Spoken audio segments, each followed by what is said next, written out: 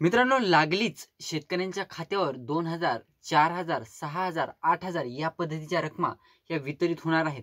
तर त्या कोणत्या योजनेचे पैसे आहेत आणि त्याचबरोबर कोणते शेतकरी यासाठी पात्र ठरणार आहेत, अशा अनेक प्रश्नांची उत्तरे आपण आजच्या व्हिडिओमध्ये क्लिअर करण्याचा प्रयत्न करणार आहोत। तत्पूर्वी जर चॅनलवर नवीन असाल तर चॅनलला सबस्क्राइब करा आणि समोरील जे बेल आयकॉन बटन आहे ते दाबायला विसरू नका।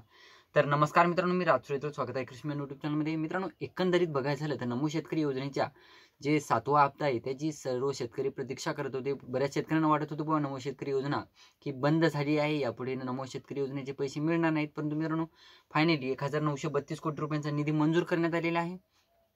94 लाख शेतकरी यासाठी पात्र देखील ठरवण्यात आलेले आहेत।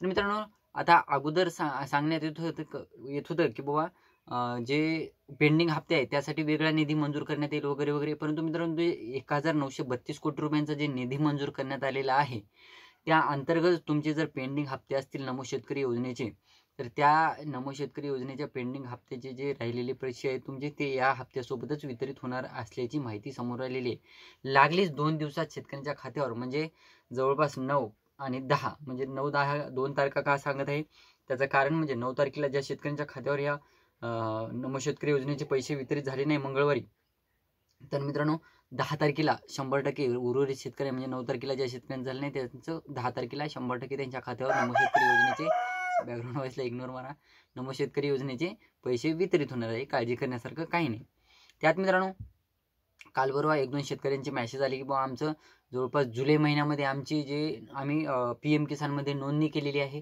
तर जुलै महिन्यामध्ये आम्ही जवळपास एक शेतकरी म्हणला बाबा आमचं बॅकग्राऊंड व्हॉइसला इग्नोर मारा, एक शेतकरी म्हणला आमचं 17 तारखेला रजिस्ट्रेशन झालेलं आहे आणि त्यानंतर लगेच 2-4 दिवसामध्ये अप्रूव्हल आलं होतं।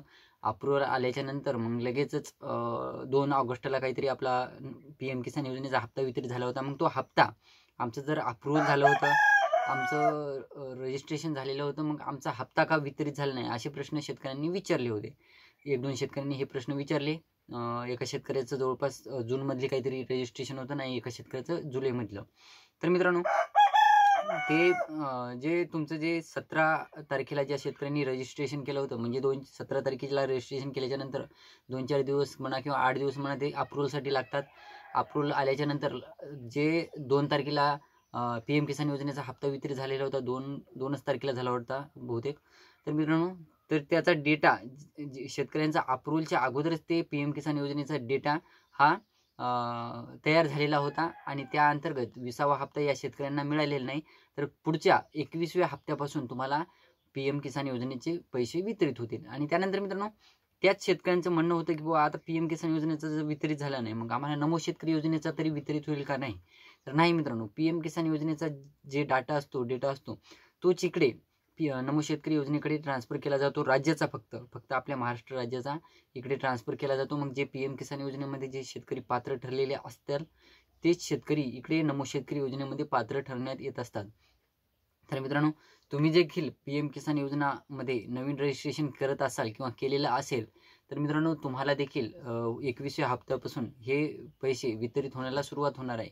आणि PM किसान योजनेचे पैसे तुम्हाला जर पाहिजे असतील तर तुम्हाला डॉक्युमेंट वगैरे माहितीच असतील, तुम्ही रजिस्ट्रेशन करायचं आहे, स्वतः रजिस्ट्रेशन करू शकता किंवा PM किसान योजनेच्या साईटवर जाऊन CSC थ्रू सुद्धा तुम्ही रजिस्ट्रेशन करू शकता।